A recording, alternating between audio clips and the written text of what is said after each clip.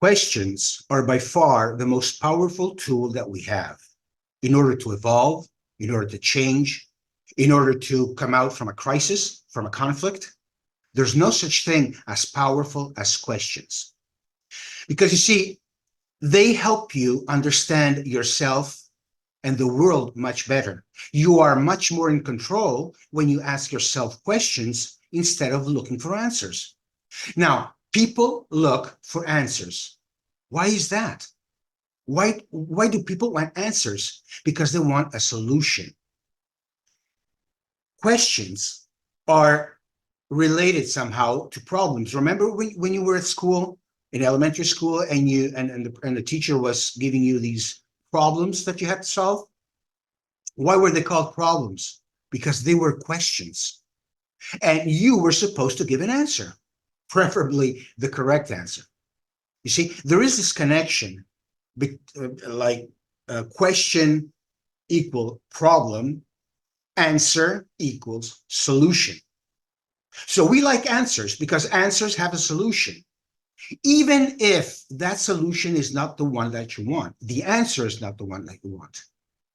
If, for example, you ask yourself a question and you tell yourself, can you improve? Can you do this particular thing that you're on, that this project, this thing that you're working on? Can you make that better? And you say no, you give an answer. It is no. You may not like it, but you have a solution because you don't have to investigate any further. If you answer yourself no, where do you go from there? So answers are what open every possibility. Answers close any possibility, because even when you do get an answer, it is that only that one answer. There can be many other answers, many other possibilities with different potentials, but you have that choice. Whereas in answers, you don't have any choice. Now, even if you get an answer which is negative, how can you open that? How can you go beyond that no? Asking yourself another question. Questions open up everything again. You tell yourself, no, why not? There must be some other possibility. Okay. What is beyond that no? What is telling me or that person that this particular thing is not possible? How can I go beyond that? And so you train your mind to take that effort and to process that effort and come up with something else, with an alternative. This is the power of questions. Now, there's one thing about questions that you have and answers that we have to understand, that questions are dynamic, whereas answers are static. As I said, when you get an answer, that's it. You don't move. You're imprisoned in that answer, even if it's the right answer, even if it's a good answer, even if the answer that you expected and you wanted to receive. But even if it's a good thing, it still imprisons you. It still gives you boundaries. And if you want to come out of those boundaries, you have to question that answer. Questions are static. And because they create movement, there's very little control in the questions. Okay, you can control answers. You can go deeper into that answer, or you may not. But you're in total control of those answers. You are not in control of questions because they can lead you anywhere. But at the same time, they're the tool through which you can evolve, you can change, you can make things better. You can find new solutions, you can evolve. So we are obsessed with control, and that is why we never ask ourselves questions. If things go well, for example, in your business or in your family, with parenthood, whatever the situation that may be, and you ask yourself a question, okay, how can I make this better and better and better? Is there any other solution? How many times have you done this with your business? For example, your business is going great. And as long as it goes great, why should you question it? It's great. Well, how can you make it better?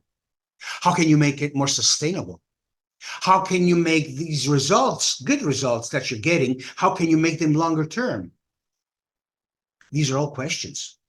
Whereas when you say, oh, I'm doing great income last year, fantastic, we can do better, we can do at least 10 or 20% more. These are answers. And you're stuck there. You could perhaps make 40 or 50%. But for some crazy reason, your brain has told you, well, 10, 20% is pretty good. Let's stick to that. Yeah, don't go further. Instead of telling yourself, what should I do in order to get 40% more? Now, I'm just throwing numbers, okay? I don't know if that's possible and in any situation, and for sure it isn't.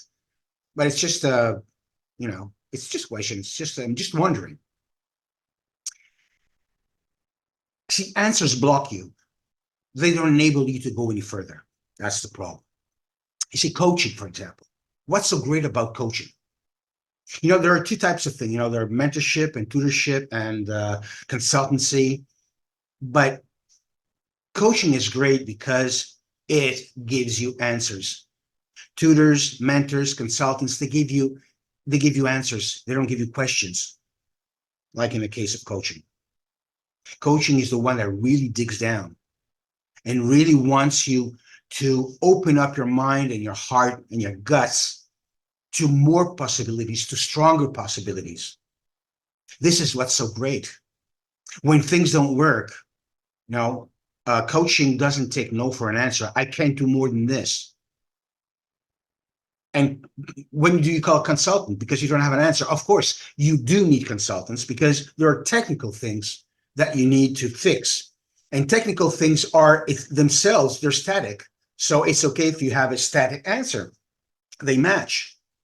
But when the issue is no longer technical, but it's personal, it's something about your mindset or about the way you approach things, you need somebody who really challenges you with pretty strong questions, and they are uncomfortable.